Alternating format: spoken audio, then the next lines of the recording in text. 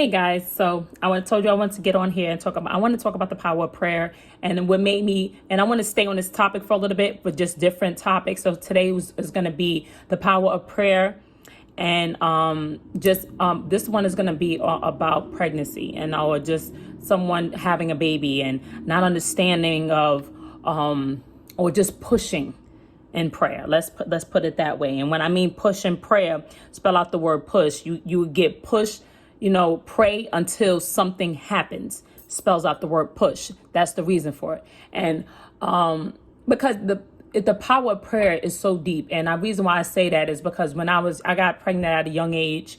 And when I say young, it was like around like 19, and I lost a baby. I wasn't married, wasn't born again. And the doctor told me that you have a short cervix. So if you are able to, keep the child, if you're able to keep the child, you may lose. It's a chance you may lose the child because you have a short cervix.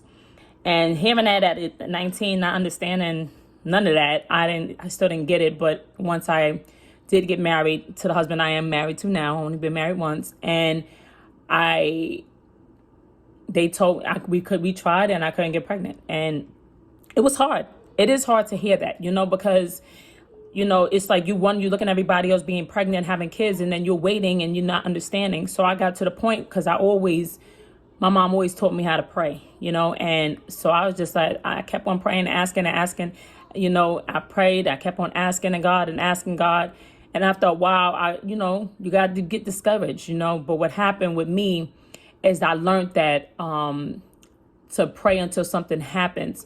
I got to the point, because I always remember in scripture, it says, ask and you shall receive, seek and you shall find, knock and the door shall be open to you. This all spells the word ask. And it's just like, and put that in big words, ask, seek, knock. And the reason why it's so important is because a lot of people give up on prayer. Don't give up on prayer, because it's the power of prayer. The more you pray and you keep on asking God, it's showing like, listen, I know and trust and believe that you're going to move for me. I know that you're going to make a way for me. I don't see when, and I don't know how, and I don't know how much time, but I trust you. And I think when I got to the point of trusting God, despite of the time that it would take, is when it happened. I got to the point where I said, Lord, if it is thy will, because that's one thing we forget, is that you can't seek your own will and how I want a baby with green eyes and this, I want, or I want it to be with this person and that. Seek God's will. Your will may not be his way. He was like, no, that doesn't match up, because I see something that you do not in that person, and I don't want you to have a kid by that person. I want you to marry this person, because let's be honest, sex is for marriage. That's a whole nother video.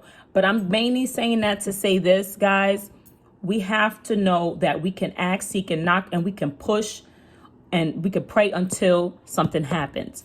And that shows us, and that's pushing to God. Like, I trust you. I got to the point where I was just like, Lord, when it's your will for me to have a baby, and when it's your will that you feel like I'm ready, then let it happen. And that's when it happened. And when I say it happened miraculously, and all my children, I still to this day have a short cervix, and still to this day, all my children, I got 4 kids now.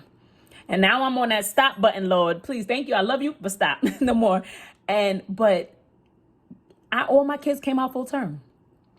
All full term, didn't lose. None of them came out too early.